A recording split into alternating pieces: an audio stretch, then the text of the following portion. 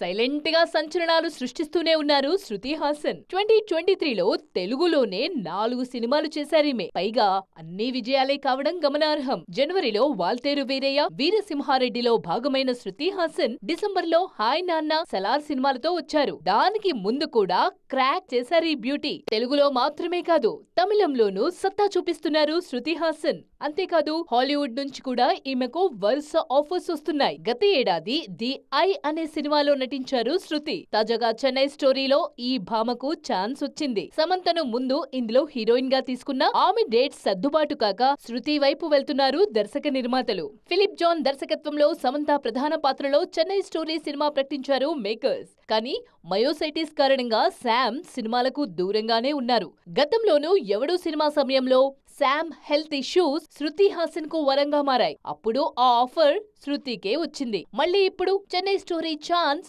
శృతి ఇలాగే దక్కించుకున్నారు.